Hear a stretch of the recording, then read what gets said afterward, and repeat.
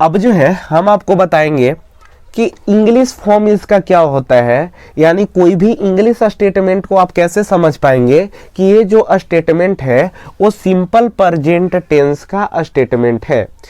तो उसके लिए जो इंग्लिश स्ट्रक्चर जो होता है इसका वो होता है कि सब्जेक्ट प्लस V1 या V5 प्लस ऑब्जेक्ट। अब आप यहां से समझ नहीं पा रहे होंगे कि सर सब्जेक्ट क्या होता है, फिर दूसरी बात कि V1 या V5 क्या होता है, और तीसरी बात कि ऑब्जेक्ट क्या होता है। तो अभी एक एक करके हम अभी आपको चर्चा करेंगे कि सब्जेक्ट क्या होता है और V1 क्या होता है और V5 क्या होता है और ऑब्जेक्ट क्या होता है। तो हम आपको बता दें कि किसी भी जो इंग्लिश फॉर्म में स्टेटमेंट दिया हुआ रहता है तो उसके लिए तीन चीज का जरूरत पड़ता है, सब्जेक्ट का, वर्ब का और क्या चीज का, ऑब्जेक्ट का। यानी कुछ ऐसे सेंटेंस होते हैं कि वर्ब के जगह पे हेल्पिंग वर्ब होते हैं और भाई ऑब्जेक्ट के जगह पे कॉम्प्लीमेंट हो जाते हैं। यानी बात वही है, नॉर्मल से भी अगर इंग्लिश में कोई स्टेटमेंट आप दिया हुआ रहता है तो नॉर्मल सी बात क्या होता है कि आई एम अ बॉय। तो नॉर्मल सी ये जो सेंटेंस होता है वो भी क्या होता है, तो ये जो होता है सब्जेक्ट होता है, ये जो होता है क्या होता है, हेल्पिंग वर्ब होता है। तो भाई हेल्पिंग वर्ब होता है यानी एक ऑक्सिलरी वर्ब होता है, वो भी जो क्या है वर्ब का ही पार्ट है, और बॉय जो है क्या है, कंप्लीमेंट है। तो उसी के तरह से यहां पे भी यदि सब्जेक्ट के साथ यानी वर्ब के साथ अगर पहला रूप या वर्ब का पांचवा रूप और उसके साथ अगर ऑब्जेक्ट कंबाइन है अगर स्टेटमेंट में, तो हम जो है समझ पाएंगे कि वो जो होगा सिंपल प्रेजेंट टेंस का सेंटेंस होगा। तो अब आप समझ नहीं पा रहे होंगे कि सर सब्जेक्ट क्या होता है। बहुत सारे ऐसे बच्चे होते हैं जो कि सब्जेक्ट में ही उनको कंफ्यूजन होते हैं कि सब्जेक्ट होता क्या है।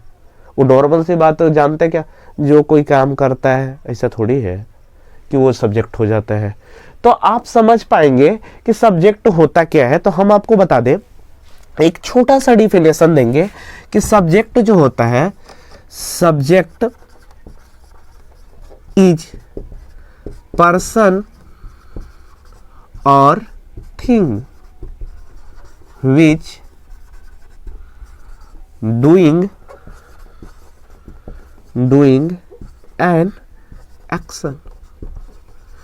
यानी होता क्या है कि सब्जेक्ट जो होगा, सब्जेक्ट के स्थान पे या तो पर्सन होंगे या तो थिंग होंगे जो कि क्या करेंगे, किसी भी एक्शन को कर रहे होंगे। अब आप सब्जेक्ट को समझ पाएंगे, जैसे कि यहाँ पे आप देखिए, जैसे आई एम ए बॉय, यानी आई जो है क्या है, किसी पर्सन के प्लेस पे जो है सेटअप किया गया है। जैसे मैं आई एम ए बॉय हम बोल रहे हैं, यानी आई जो आया किसके लिए आया, तो मेरे लिए आया, यानी हम एक पर्सन है, मेरे लिए आया। तो ये जो हो गया क्या हुआ, आई एम ए बॉय, और इसका एक्सप्लेनेशन किया गया इस सेंटेंस में मेरा। तो यानी आई जो हो गया क्या हो गया, सब्जेक्ट हो गया। तो यानी नॉर्मल सी बात, सब्जेक्ट का डिफिनेशन क्या होता है, सब्जेक्ट इज पर्सन और thing which doing an action. यानी सब्जेक्ट के स्थान पे या तो पर्सन होंगे या तो थिंग होंगे जो भी क्या करेंगे, एक्शन को करेंगे। अब दूसरी जो बात आते हैं V1 और V5 का, मजे वाली बात, यानी हम आपको ये जो होंगे ना, इस कॉन्सेप्ट को अभी बहुत अच्छे तरीके से समझाएंगे। अब आप समझ पाएंगे होता क्या है कि नॉर्मल सी आप पढ़े होंगे कि V5 में होता क्या है, एस या एस लगा दो V5 हो जाता है, लेकिन हम आपको समझाएंगे यहाँ पे कि होता क्या है।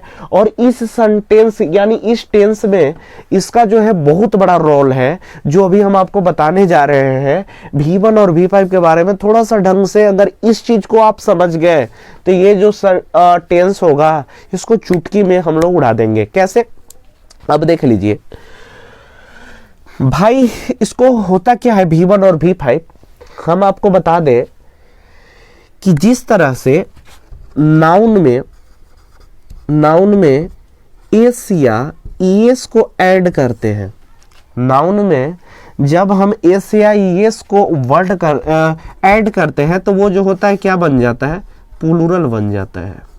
ठीक है, जब हम लोग जैसे कि काऊ है, काऊ क्या है, नाउन है, जब ही इसको में हम एस को ऐड करते हैं तो काउस यानी क्या बन जाता है, प्लूरल फॉर्म बन जाता है।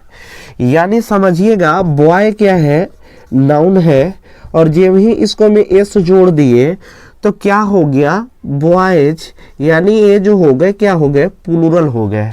लेकिन होता क्या है कि जब आप वर्ब में एस या एस को जोड़ देते हैं तो वो जो होता है सिंगुलर बन जाता है। ठीक है, वो जो होता है सिंगुलर बन जाता है।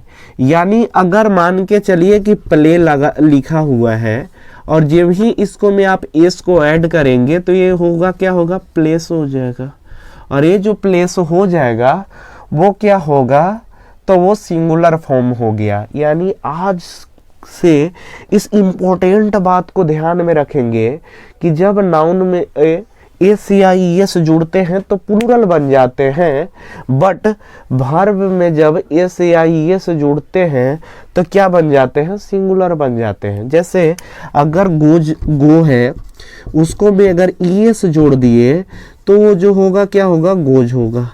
अब कभी कभी होता क्या है कि बच्चे कंफ्यूजन करते हैं कि सर एस किस में जोड़ते हैं और ईएस किस में जोड़ते हैं। तो हम आपको बता दें कि यदि किसी भी वर्ड के लास्ट वाले जो लेटर होते हैं वो क्या हो, भावेल हो, और उनके जस्ट पीछे वाले जो लेटर हो वो कॉन्सोनेंट हो, तो वैसे जो वर्ड होते हैं उनको हम जो है सिंगुलर बनाने के लिए ईएस का यूज कर देते हैं, और नाउन में उसको प्लूरल बनाने के लिए ईएस का प्रयोग कर देते हैं। तो यानी गो जो था, इसका लास्ट वाला टर्म देखिए, इसका लास्ट वाला जब आप लेटर को देखेंगे तो क्या है, ओ है, और उसके पीछे वाले जब आप लेटर को देखेंगे तो क्या है, कॉन्सोनेंट है। तो ये भावेल है और एक कॉन्सोनेंट है। तो हम आपको बोले क्या कि किसी भी वर्ड के लास्ट वाला जो लेटर है वो भावेल हो और उसके जस्ट पहले वाला जो लेटर हो वो कॉन्सोनेंट हो, तो उसको जो है हम सिंगुलर फॉर्म में बदलने के लिए क्या कर लेते हैं, ईएस का यूज कर लेते हैं। तो हम आपसे आशा करते हैं कि आपको समझ में आ गया होगा, और यदि आपको ये वाला पार्ट समझ में आ गया होगा सर, तो अभी 5 मिनट के अंदर आप क्या कर सकते हैं, किसी भी हिंदी स्टेटमेंट को तुरंत आप इंग्लिश करना जान जाएंगे। हम आपको कॉन्सेप्ट देंगे कि किसके साथ V1 लगता है, किसके साथ V5 लगता है, वो आप बहुत आसानी से समझ पाएंगे सर। लेकिन उसके लिए बस केवल ये जो बात है इसको आप